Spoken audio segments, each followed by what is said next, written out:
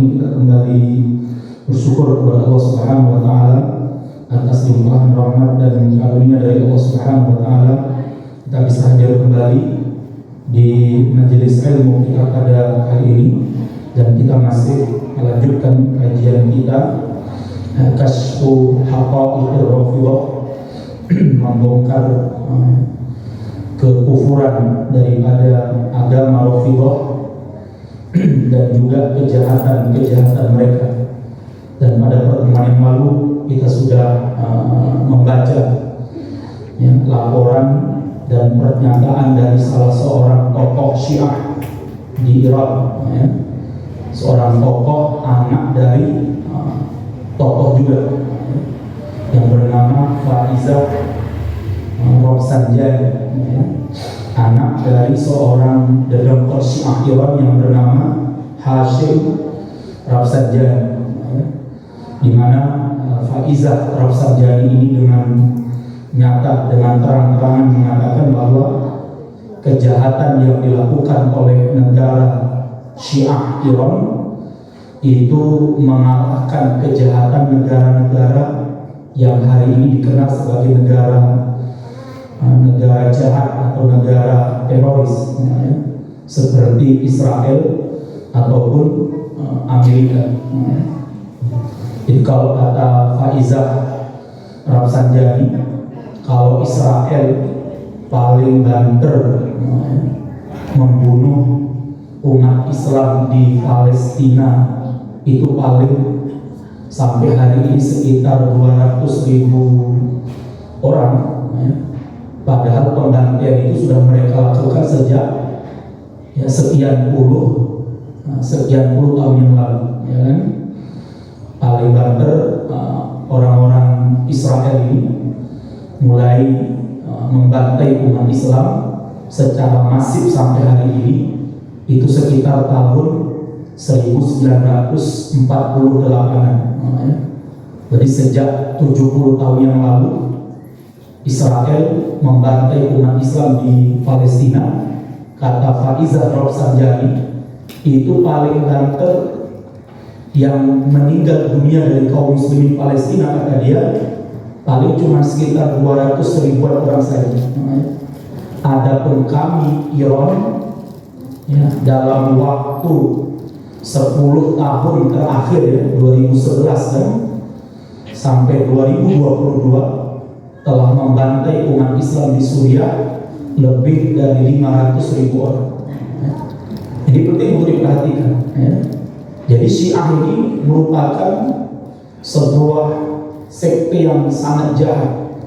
Keberadaan mereka ini sangat berbahaya bagi. Tapi anehnya di Indonesia, BNPT, Badan Nasional Penanggulangan Terorisme, mengajak kerjasama, bahkan sudah menandatangani MOU antara Iran dengan Indonesia yang diwakili oleh BNPT dalam rangka menanggulangi terorisme. Padahal yang diajak kerjasama untuk menanggulangi terorisme ini justru adalah teroris. Jadi kan sudah jelas itu ya. Jadi sudah sangat jelas untuk apa terorisme itu kan, berarti ini hanyalah proyek, dagelan. Kalau bahasa kita hanya dagelan, hanya permainan saja, hanya untuk nyari duit, hanya untuk ajang melatih, bukan melatih ya, untuk mempraktekkan ilmu apa ini? Ilmu nembaknya mungkin, ya kan? Karena mungkin sudah sekian tahun ya, latihan terus, dan orang tahu perang, orang tahu nembak. Akhirnya yang menjadi targetnya adalah rakyatnya sendiri, ya kan? Kan kalau orang latihan perang terus kan pingin, berapa coba itu? Berapa lama mereka latihan terus dan dilatih terus? Apalagi kalau Satgas terorisme kan pasti mereka dilatih. Ketika disuruh ke Papua, itu bukan ranah kami. Jadi sudah jelas. Dan kita lihat bagaimana di Papua mereka terus memancing kan gitu kan, terus mereka buktikan bahwa kamilah teroris sejati kan gitu kan. Dan kemarin mereka tembak lagi mati satu orang salah dan marinirnya dan pelopor marinirnya. Bahkan juga ada lagi setelahnya korban lagi, ada 10 orang jadi korban. Hari ini mereka serang lagi dan sebagainya. Ya. Dan anehnya, ya, tidak pernah, saya sering sampaikan ini supaya kita tahu ya, bagaimana isu terorisme itu adalah merupakan proyek untuk mengkriminalisasi umat Islam. Sebuah proyek untuk merusak Islam, sebuah proyek untuk memerangi Islam. Makanya ada sebuah buku dengan judul La Harbun Alal Islam. Jadi kalau mereka mengatakan enggak, yang kami perang ini adalah memerangi teroris, nggak ada kaitannya dengan Islam, nggak ada kaitan, bohong.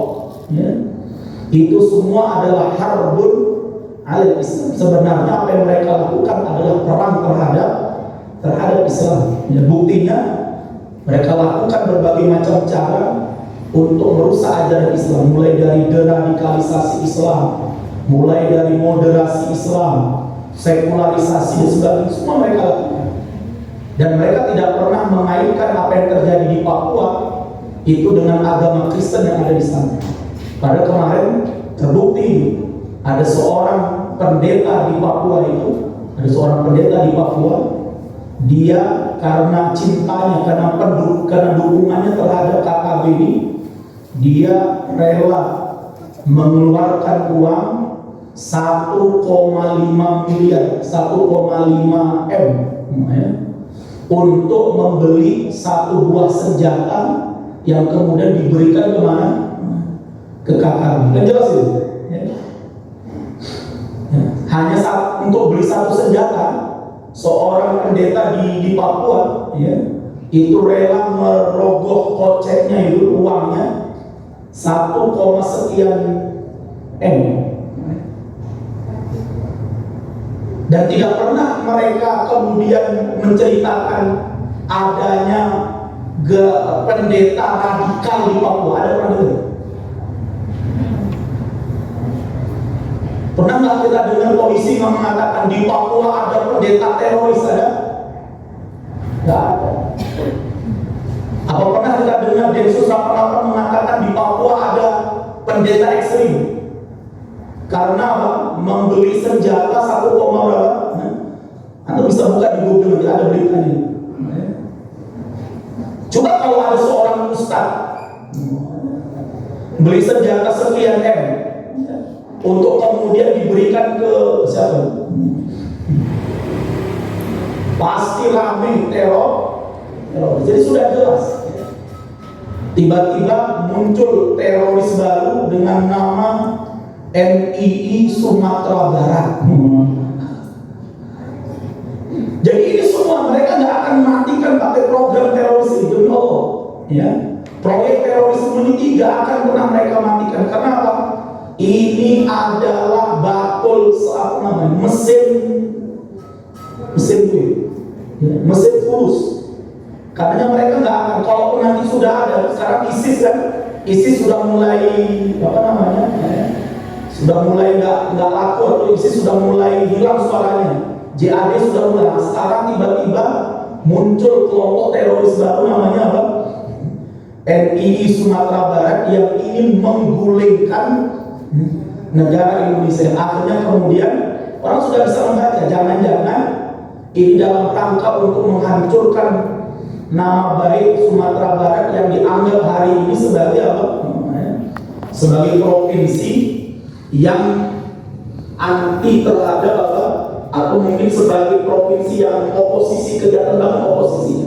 Bagaimana untuk merusak citra Sumatera Barat? Tiba-tiba apa? Cepat muncul, ditangkap orang. Ini adalah kelompok baru, namanya apa? MII Sumatera Barat.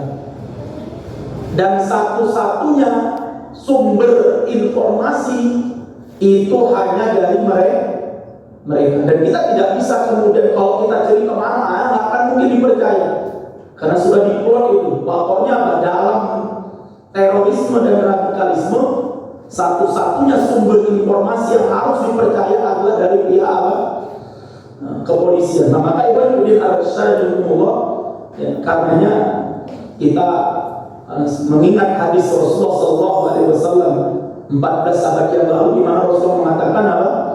Bahwa umat Islam itu nanti di akhir zaman itu, kata Rasulullah apa? Akan menjadi santapan negara-negara, ya kan? Kata Rasulullah apa? Akan hampir tiba yushiku antada alaikumul umam kama tada al-akalatu ila qas'atiha. Kata Rasulullah, hampir tiba waktunya seluruh umat-umat, seluruh kaum-kaum, bangsa-bangsa bersatu untuk mencaplok kalian, kata Rasul, sebagaimana orang-orang yang kelaparan mencaplok apa? Makanan yang lezat di atas meja makan. Artinya apa? Umat Islam itu digambarkan oleh Rasulullah di akhir zaman seperti apa?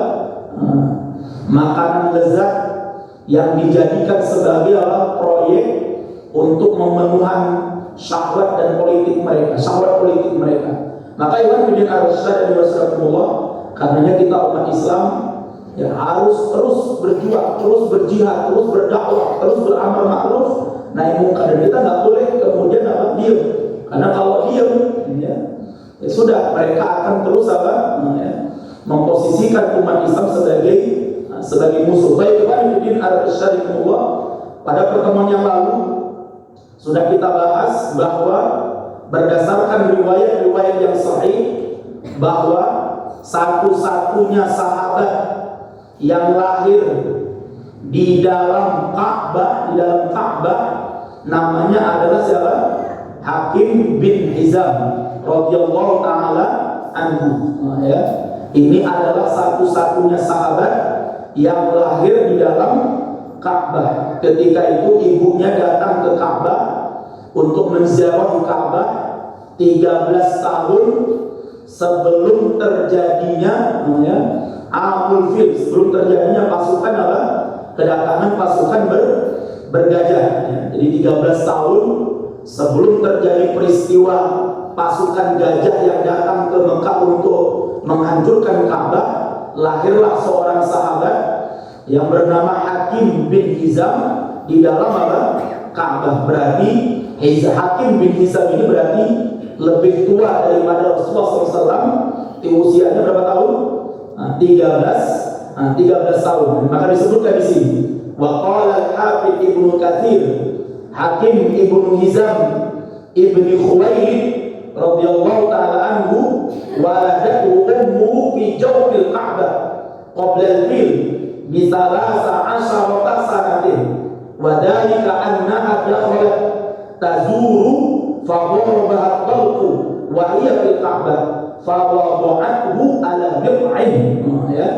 Imam Ibnu Katsir mengatakan bahwa Hakim bin Hizam bin Khuwailid, ya, apakah bin Khuwailid ini apakah sama dengan, saya belum ngecek ya, dengan ibunda Khadijah bintu, ya, kalau artinya kalau Khuwailid di sini adalah ayah dari ibunda Khadijah, berarti Hizam ini berarti apa? Berarti saudaranya, ya, ibunda Khadijah. Berarti Hakim ini adalah siapanya? Keponakannya. Kalau Khuwailid di sini adalah Khuwailidnya siapa? Ayahandanya ibunda Khadijah. Imam Hakim bin Hizam dilahirkan oleh ibunya pas di dalam Ka'bah, di jawfil Ka'bah. Berarti di dalam Ka'bah, ya, bukan di luar Ka'bah, di dalamnya.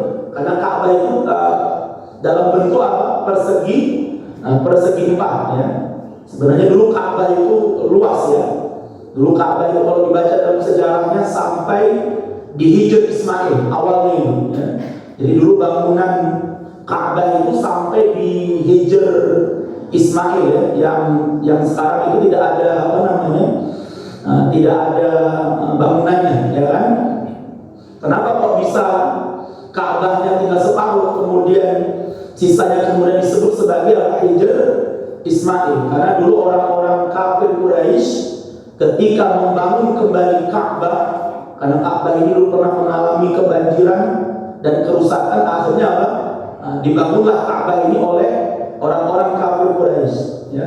Dan mereka mensyaratkan bahwa uang yang digunakan untuk membangun Ka'bah ini wajib uang dari penghasilan yang halal. Ya. Jadi orang-orang kafir Quraisy waktu itu meskipun mereka itu kafir, ya, meskipun mereka kafir, mereka setiap harinya bertaamul, ya, mereka setiap harinya tenggelam dalam dunia haram, ya. Namun ketika mereka membangun Ka'bah, mereka mensyaratkan uang yang harus digunakan untuk membangun Ka'bah ini adalah uang yang halal, uang yang didapatkan dari hasil yang halal. Dan ternyata ketika baru membangun separuh Ka'bah itu duitnya habis, sehingga mereka tidak kemudian membangun semua Ka'bah tadi. Maka akhirnya Ka'bah tinggal separuh dan kemudian sisanya yang belum terbangunkan, maka kemudian disebut sebagai apa? Hijr Ismail. Maka Ibrahim bin Ismail, ya, ini menunjukkan Ka'bah ini kan kubus, ya, di dalamnya ada apa namanya, ada ruangan, ya. Maka ibunda Hakim bin Hizam ini ketika beliau datang ke Ka'bah, beliau masuk ke dalam Ka'bah, lapas di dalam Ka'bah, ya. Tiba-tiba apa? Tiba-tiba beliau ingin merasakan apa? Kelahiran, dan akhirnya langsung apa? Melahirkan di dalam Ka'bah. Langsung kemudian beliau menempatkan Hakim bin Hizam ini di dalam apa? Wadah yang terbuat dari nipon, wadah yang terbuat dari kulit, ya. Jadi waktu itu Hakim bin Hizam ini diwadahi pakai apa? Pakai lembaran yang terbuat dari kulit. Jadi satu-satunya sahabat yang lahir di dalam Ka'bah itu adalah sahabat Hakim bin Hizam, ya. Artinya selain Hakim bin Hizam tidak ada yang lahir di dalam apa? Ka'bah, termasuk Rasulullah SAW dan termasuk sahabat apa? Sahabat Ali. Maka disebutkan di sini, wa amma qaulul Hakim fil mustadraki tawataratil akhbar anna Fatimah binta Asad waladat Amirul Mukminin Ali bin Abi Thalib karramallahu wajhah fi jawfil Ka'bah. Fata'aqqaba al-Imam An-Nawawi bi qawlihi wa amma ma ruwiya anna Ali bin Abi Thalib wulida fiha fa dha'ifun 'inda al-ulama, ya. Adapun pernyataan Imam Hakim di dalam kitab Al-Mustadraknya, dan beberapa ulama hadis mengatakan apa? Imam Hakim, ya, termasuk apa? Ulama yang di dalam masalah hadis ada unsur apa, ya? Tasahul, mudah untuk apa? Mengatakan ini hadisnya apa? Sahih, ya, sebelum diteliti terlebih dahulu. Karenanya kalau kita membaca Mustadraknya Imam Hakim, lihat tahqiqnya para ulama terhadap, ya, apa namanya, terhadap kitab Mustadraknya Imam Al-Hakim, ya. Sehingga ketika Imam Al-Hakim mengatakan di dalam Mustadraknya bahwa telah sampai kepada kita secara mutawatir, jadi kata Imam Hakim, telah sampai kepada kita riwayat secara mutawatir bahwa Fatimah bintu Asad. Siapa Fatimah bintu Asad ini? Ibunya sahabat Ali, istrinya Abu Thalib. Bahwa Fatimah binti Asad telah melahirkan, ya, sahabat Amirul Mukminin Ali bin Abi Thalib karramallahu wajhah di dalam Ka'bah, maka perkataan Imam Hakim ini dikritik oleh Imam Nawawi, ya, disanggah oleh Imam Nawawi dengan mengatakan apa? Adapun riwayat yang mengatakan bahwa sahabat Ali dilahirkan di dalam Ka'bah, maka adalah riwayat yang dhaif indal ulama. Maka riwayatnya adalah riwayat yang lemah. Artinya kalimat mutawatir menurut Imam Hakim ini adalah kalimat yang tidak benar. Kenapa? Karena diteliti oleh para ulama, ternyata ini adalah sesuatu yang tidak benar. Bahkan kemudian kita lihat, wa qala Imam Ibnul Mulaqqin, berkata Imam Ibnul Mulaqqin, hakimun hada wulida fi jawfil Ka'bah. Kata Imam Ibnul Mulaqqin, sahabat Hakim bin Hizam dialah satu-satunya sahabat yang lahir di dalam apa? Di dalam Ka'bah. Wala yu'rafu ahadun wulida fiha ghairuh. Ya. Dan tidak pernah dikenal, tidak pernah ada informasi, tidak pernah ada berita yang mengatakan ada seseorang selain Hakim bin Hizam yang lahir di dalam Ka'bah. Hatta Rasulullah Sallallahu Alaihi Wasallam, ya, Rasulullah pun tidak lahir di dalam apa? Ka'bah. Begitu juga sahabat Ali bin Abi Thalib. Riwayat yang sampai kepada kita, kata Imam Ibnul Mulaqqin, satu-satunya orang yang lahir di dalam Ka'bah adalah sahabat Hakim bin Hizam. Wa amma ma ruwiya an Ali annahu wulida fiha dhaif, ya. Adapun riwayat yang datang dari sahabat Ali bahwa beliau mengatakan bahwa beliau dilahirkan di dalam Ka'bah, maka riwayatnya adalah riwayat yang lemah. Wa khalaqal hakimu fi dzalik. Adapun Imam Hakim menyelisihinya. Ya. Jadi seluruh ulama mengatakan apa? Bahwa tidak ada yang lahir di dalam Ka'bah kecuali siapa? Hakim bin Hizam. Kecuali siapa yang menyelisihinya? Adalah Imam Hakim di dalam Mustadraknya. Beliau mengatakan apa? Bahwa selain Hakim bin Hizam ada yang lahir di Ka'bah. Siapa? Ya, adalah sahabat Ali. Yang mana menurut ulama-ulama hadis yang lainnya, riwayat itu tersebut adalah riwayat yang dhaif. Faqala fil Mustadrak fi tarjamati Ali anna al-akhbar tawatarat bidzalik. Yang mana Imam Hakim mengatakan di dalam Mustadraknya bahwa ketika beliau menjelaskan tentang biografinya sahabat Ali, maka beliau mengatakan bahwa kabar-kabar yang sampai kepada kita secara mutawatir menunjukkan bahwa sahabat Ali dilahirkan di dalam Ka'bah. Padahal hadis ini adalah hadis yang dhaif. Wa qala Imam As-Suyuti, ya, wa ma waqa'a fil Mustadrakil Hakim min anna aliyan wulida fiha dhaifun. Bahkan Imam As-Suyuti mengatakan, Imam As-Suyuti menyanggah pernyataan dan perkataannya Imam Hakim. Beliau mengatakan, apa kata Imam Suyuti? Adapun pernyataan Imam Al-Hakim di dalam kitab hadisnya yaitu Al-Mustadrak bahwa sahabat Ali bin Abi Thalib dilahirkan di dalam Ka'bah, maka riwayat itu adalah riwayat yang dhaif, riwayat yang lemah. Jadi, Bapak sekalian yang mudah-mudahan dimuliakan oleh Allah Subhanahu wa taala, jadi sudah jelas ya kan bahwa sahabat Ali radhiyallahu taala anhu tidak dilahirkan di dalam Ka'bah. Paham? Ya, tidak dilahirkan di Ka'bah. Dan kalau misalnya hanya karena lahir di dalam Ka'bah menjadikan seseorang lebih hebat daripada Rasulullah sallallahu alaihi wasallam, lah kenapa Hakim bin Hizam, ya kan? Hakim bin Hizam tadi lahir di mana? Di Ka'bah. Ayyuhas Syiah, wahai orang-orang Syiah, ya. Kalau Anda mengatakan bahwa ya seseorang kedudukannya bisa lebih hebat daripada Rasulullah karena apa?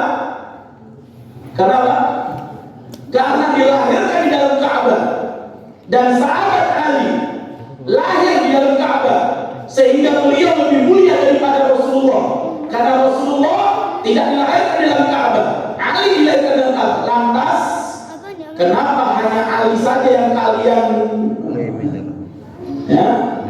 Ayo Syiah, kenapa hanya Ali bin Abi Thalib saja yang kalian angkat kedudukannya lebih mulia daripada Rasulullah? Hakim bin Hizam kenapa nggak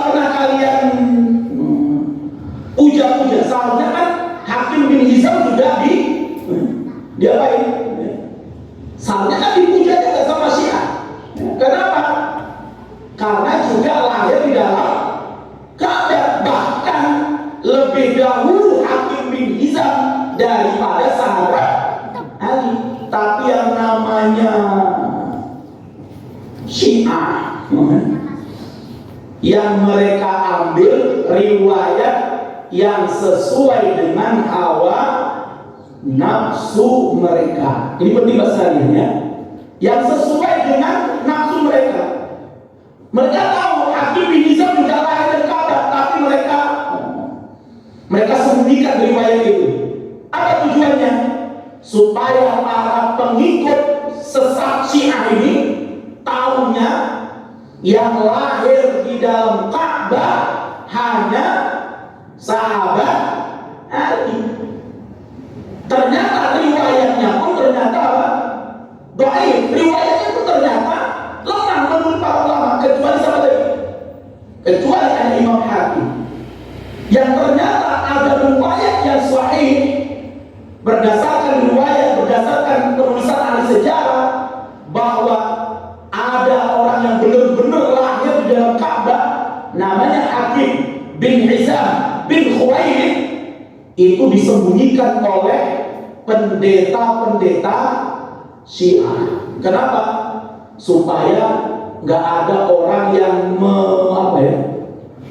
menyamai. Jadi kasihan Pak, penganut agama Syiah itu dikibuli. Kalau dikebuli pakai nasi kebuli masih pena ya kan? Dikebuli pakai nasi kebuli masih enak, tapi kalau dikibuli ya wahai Syiah, ayo Syiah yang nonton, yang ikut streaming juga Anda itu dikibuli oleh pendeta-pendeta Anda dikibuli oleh tokoh-tokoh Anda. Kenapa? Orang-orang Syiah nggak pernah menceritakan di hadapan para penganut agama Syiah bahwa ada orang lain yang lahir dalam Ka'bah selain Imam Ali. Namanya siapa? Hakim Hizam. Ada, wallahi. Mereka sembunyikan riwayat itu. Kenapa Pak? Karena tidak sesuai dengan nafsunya agama Syiah. Mereka sembunyikan.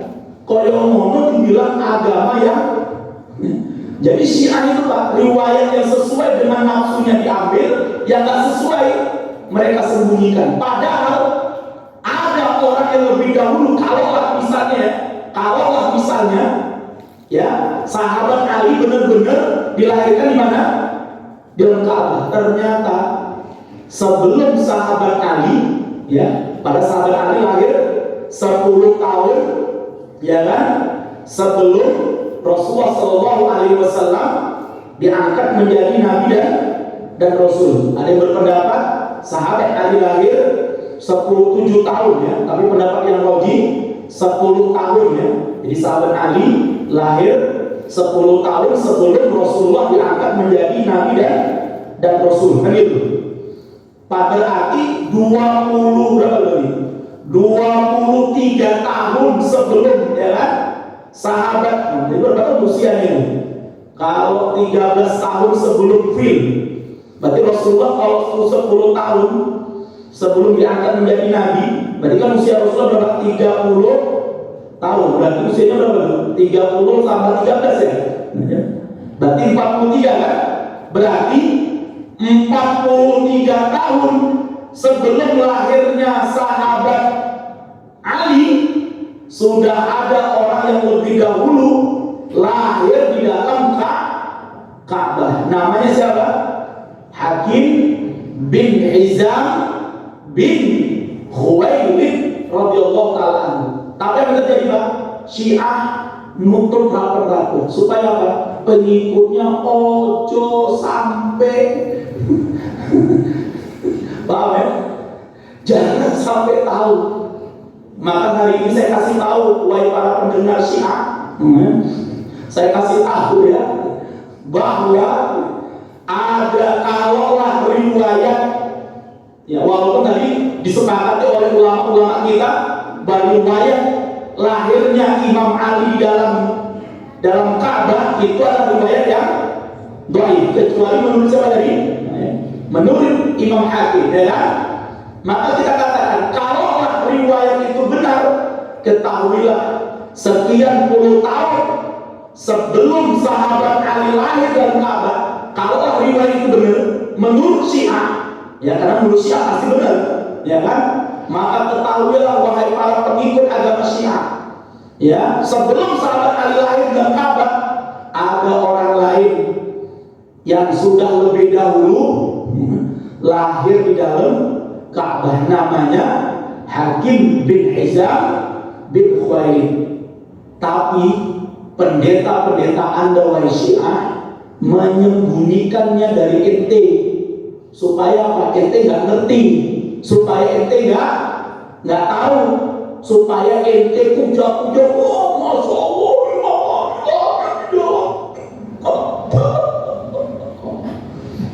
Allahumma sholli ala Muhammad wa alihi. Padahal Pak, doif. Padahal ada orang lain yang benar-benar lahir di situ, tapi sama si ada apa ini? Jadi Syiah juga yang ada dibilang nggak ada, yang nggak ada dibilang ada. Begitulah agama Syiah. Maka kita akan lihat di sebuah video pada malam hari ini, ya, bagaimana Syiah ini memang orang yang memiliki penyakit jiwa, ya. Bukan penyakit jiwa, ya, dia penyakit jiwa, ya, bukan penyakit hati, penyakit jiwa. Ya. Makanya penyakit jiwa itu berada apa? Gila. Jadi orang-orang Syiah ini, kita akan lihat nih, bagaimana kemarin sudah saya jelaskan, ya, ada sebuah channel di YouTube itu bagus, ya, namanya Syekh Faraj Al-Suhaimi, ya. Ini beliau seorang ulama yang ya, yang setiap harinya mengcounter orang-orang Syiah, dan langsung telepon-teleponan, langsung mengcounter Syiah dari mulutnya Syiah. Jadi beliau silakan yang bisa bahasa Arab, yang bisa bahasa Arab nanti buka di YouTube, itu namanya channel Syekh Faraj As-Suhaimi namanya, ya. Dan beliau As-Suhaimi ini orang ini beliau ini, ya. Nah, ini beliau kalau nanti ini dalam waktu di tempat tertentu beliau nggak pakai, biasanya beliau pakai sorban, dan beliau mengcounter Syiah langsung orang-orang Syiah disuruh telepon, silakan sebutkan sebutkan akidah agamamu itu. Bagaimana kalau kamu ingin nyerang Ahlus Sunnah, silakan, akan saya jawab, ya. Nah, ini salah satunya beliau menjelaskan. Coba kita dengar ini, bagaimana Syiah ini memang, ya, jadi orang yang masuk Syiah pasti otaknya jadi apa?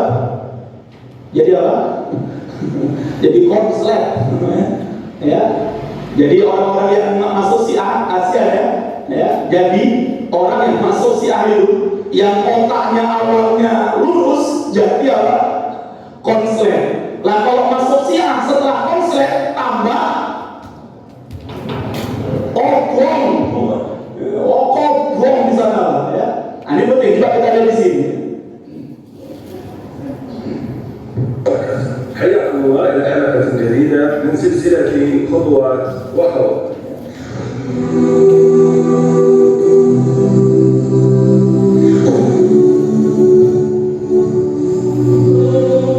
أيها الأخوة، العقل الشيعي مليء بالتناقضات.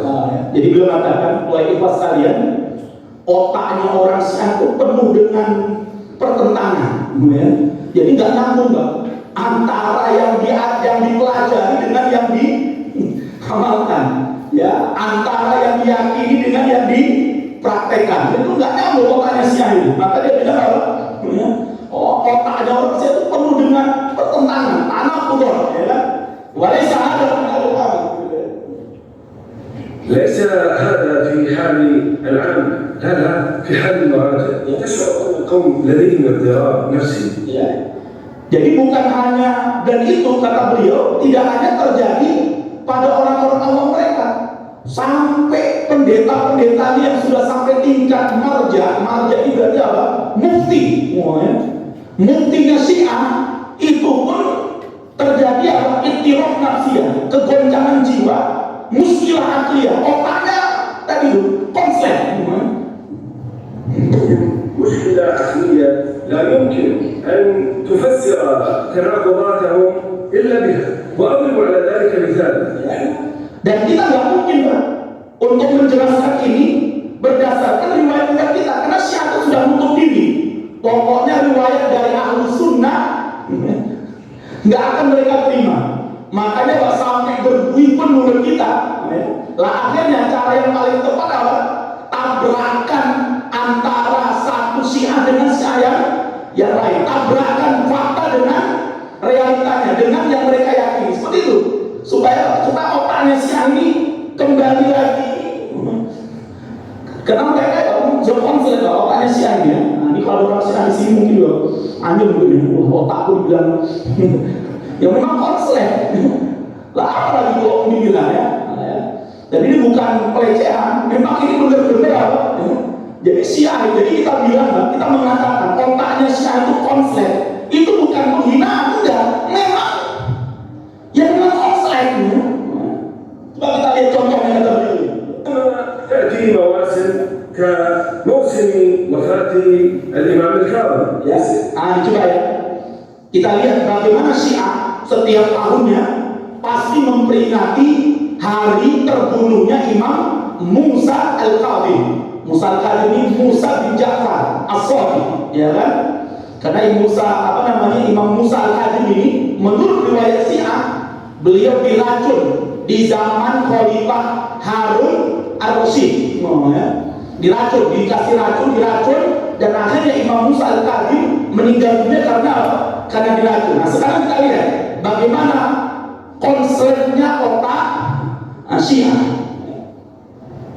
هارون الرشيد تجد أن القوم يتحدثون عن إضعاف الإمام ومظلوميته. Ya, mereka bilang Imam Al-Kadhim itu ya. وحينما يتحدثون عن الإمام الذي mereka katakan apa? Imam Al-Kadhim ini ya. القوم يتحدثون عن إضعاف الإمام.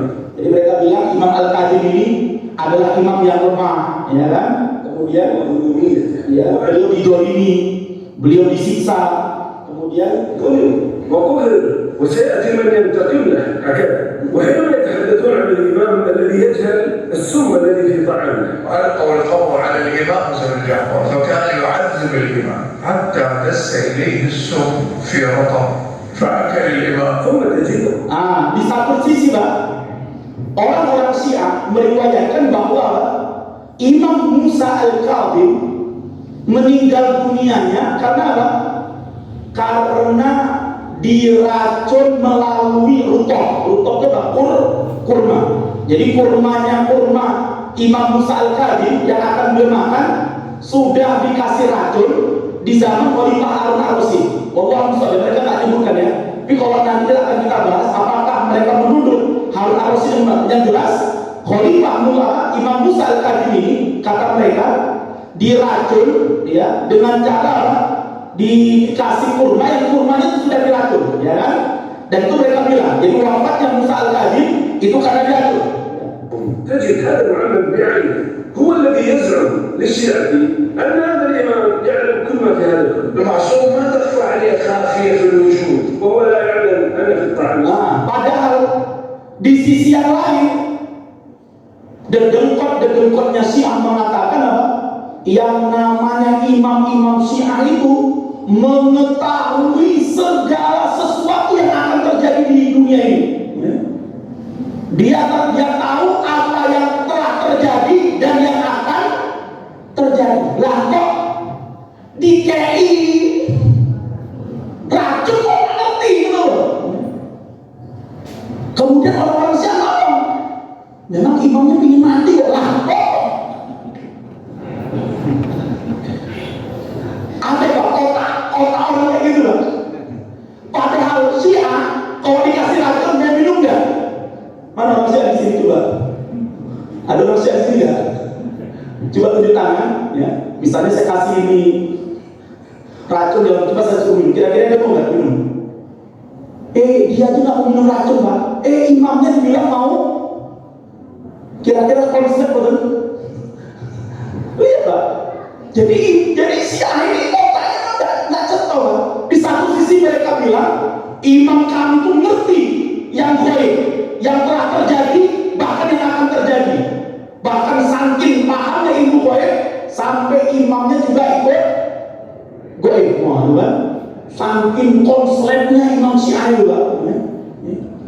Saking konsletnya orang Syiah, imamnya pun dibilang apa? Bukan hanya ngerti ilmu gaib, ya. Bukan hanya ngerti ilmu gaib, imam-imam Syiah, sampai imam Syiahnya ikut gaib, ya. Bukan kita lihat lagunya. قد يقول قائل من الشيعة لا هو يعلم ولكنه شرب السم ويلكم ولو كنت. Ya, pertanyaannya, apa mungkin imam Syiah kemudian akan meminum racun karena dia ingin mati? Sebagaimana orang, saya pernah tanya, Pak. Saya pernah tanya, untuk waktu itu saya chattingan di Facebook, saya tanya, lah katanya imam kalian ngerti sesuatu yang terjadi dan yang telah terjadi. Ketika imam kalian minum racun, lah kok nggak ngerti? Bukan nggak ngerti, tahu. Terus memang sengaja diminum untuk mati, benar? Ya Allah. Jadi otak Syiah itu, Pak, konslet, Pak. Masa imamnya dibilang orang mau minum racun untuk mati? Itu Syiah bodoh itu.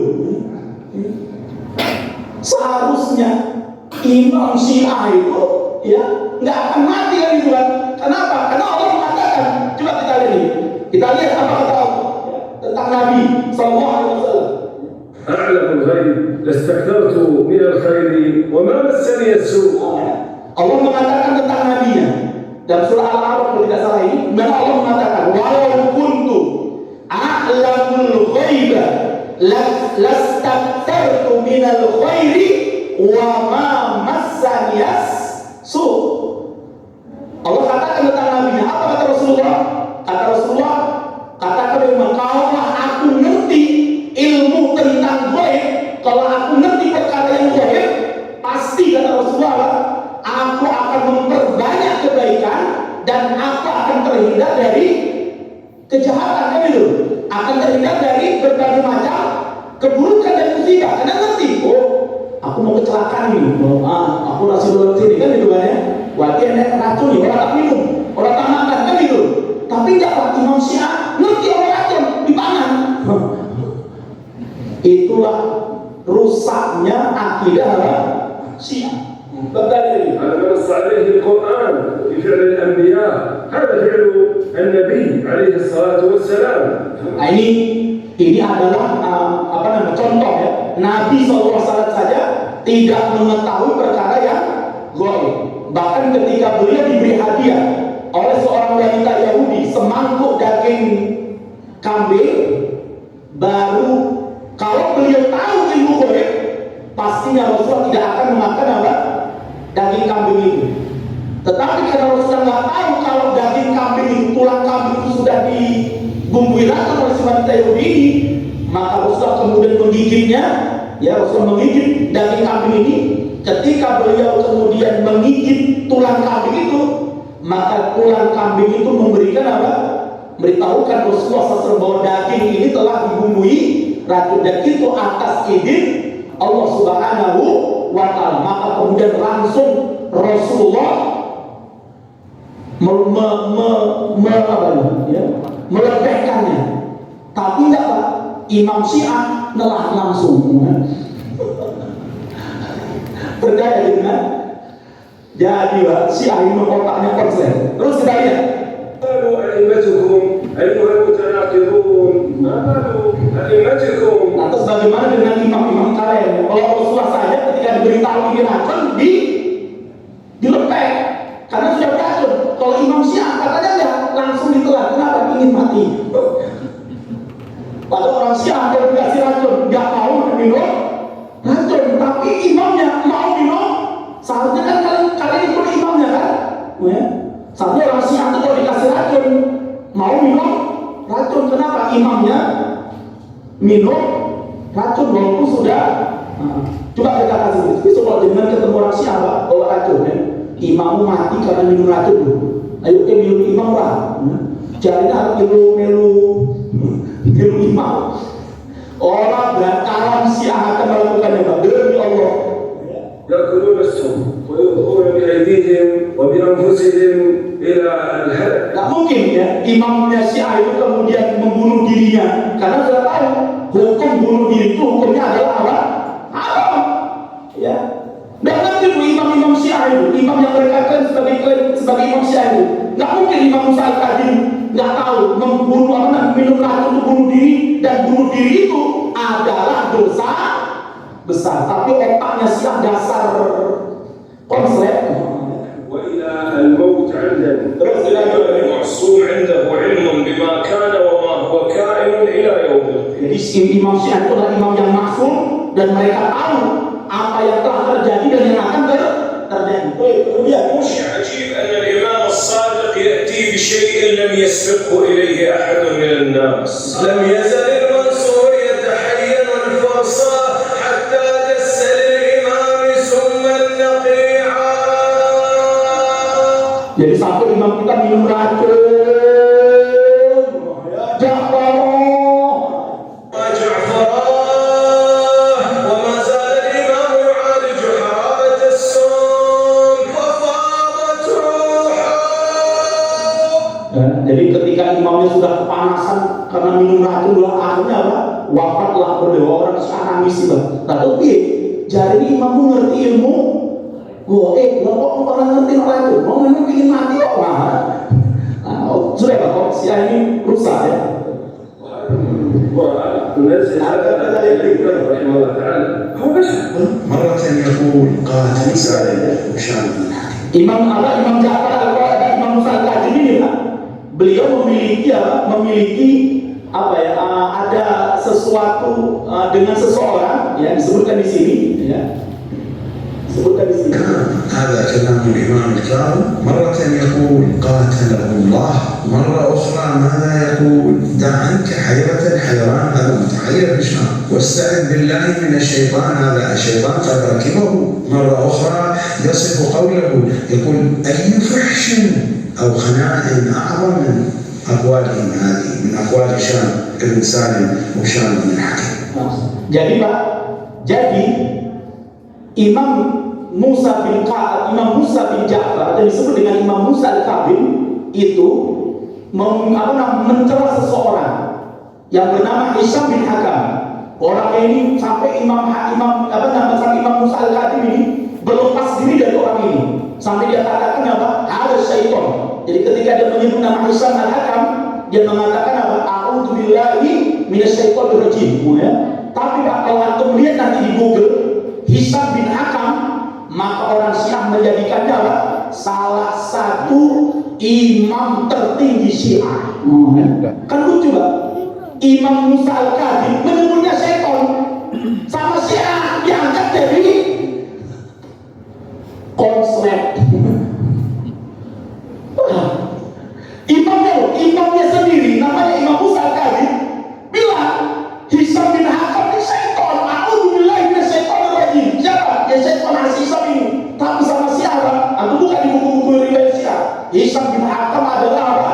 Salah satu ya ulama Syiah tertinggi. Kan lucu itu. Berarti ulama Syiah syaitan. Belum lagi yang lebih lucunya Pak. طويل السجن كان القيد يثقله في رجليه ويديه. Imam Musa Al-Kadhim ini Pak, beliau dalam riwayat Syiah itu dipenjara selama 20 tahun. Ya, selama 20 tahun beliau dipenjara. Dan beliau tidak bisa lepas dari penjara itu. Dan bahkan kata orang Syiah, dia dipenjara, pindah dari satu penjara ke penjara selama 20 tahun. Dan beliau tidak bisa berbuat apa-apa. Tapi sama Syiah hari ini Pak, Imam Musa Al-Kadhim disebut sebagai apa? Babul Hawaij, pintu untuk meminta segala kebutuhan. Padahal Imam Musa Al-Kadhim orangnya tak bisa lepas dari penjaranya, nggak bisa. Nah kalau malah dibilang pintu. Jadi sudah jelas ya. Jadi pas kalian udah beribadah Allah, makanya Pak, jenengan kalau bicara tentang Syiah pasti darah jenengan tuh naik. Nah ini bukan kenapa Pak, karena Syiah ini apa lucu gitu ya, lucu tapi sesatu gitu kan ya. Nah kok disampaikan ya sudah, karena ini hidayah ya sudah, yang penting kita hanya menyampaikan itu ya. Boleh kalian yang sudah dimuliakan oleh Allah, sudah waktu sudah lewat. Insya Allah kita lanjutkan pada bulan Ramadan, Insya Allah. Dan nanti di bulan Ramadan, sekali lagi, nanti di bulan Ramadan Insya Allah kita akan membahas kitab atau disertasi ya, disertasi yang telah ditulis oleh Doktor ya, oleh Doktor Abdul Khair Ramadan ya. Disertasi yang mengantarkan sang dokter ini menjadi seorang dokter dengan nilai komplek di Universitas Negeri 11 Maret, jadi di UMS Solo ya, di mana beliau mempertahankan disertasinya dengan judul Syiah Iran, Ancaman Nyata bagi NKRI. Jadi sebenarnya Pak polisi itu, pejabat itu sebenarnya ngerti, tapi karena mungkin mereka banyak punya duit, punya uang, punya kekuasaan, akhirnya sudah mereka diam. Nah di sini Pak sekalian ya, sehingga kita ini Pak, karena kita tidak punya kekuasaan, tidak punya duit, maka ditakut-takuti dengan apa? Teroris. Kenapa? Nggak punya kekuasaan, nggak punya duit. Juga kalau dengan punya kekuasaan dan jenengan punya duit, ya kan? Itu pun belum tentu juga kan? Ya, buktinya dokter terawan pecah. Pokoknya yang nggak sesuai dengan mereka. Ya. Ya, insya Allah kajian ini akan kita laksanakan setiap Sabtu pagi ya, di selama bulan Ramadan. Kita akan membahas bagaimana bahaya Syiah Iran ini bagi kita umat Islam yang ada di Indonesia dan juga bagi negara Indonesia. Baik, demikian yang akan kami sampaikan. Mohon maaf apabila selama 1 tahun ini kami mengisi di Masjid Istiqomah ini ada kesalahan dan kekurangan. Sekali lagi kami mohon maaf yang sebesar-besarnya. Mudah-mudahan Allah pertemukan kita dengan bulan Ramadan, dan mudah-mudahan kita diterima amal-amal ibadah kita nanti di bulan Ramadan, dan Allah ampuni dosa-dosa kita di bulan Ramadan insyaallah. Amin ya rabbal alamin. Sekali lagi kami mohon maaf. Kita akhiri dengan doa kafaratul majlis. Subhanallah wa bihamdika asyhadu an la ilaha illa anta astaghfiruka wa atubu ilaik. Billahi taufiq wal hidayah. Assalamualaikum warahmatullahi wabarakatuh.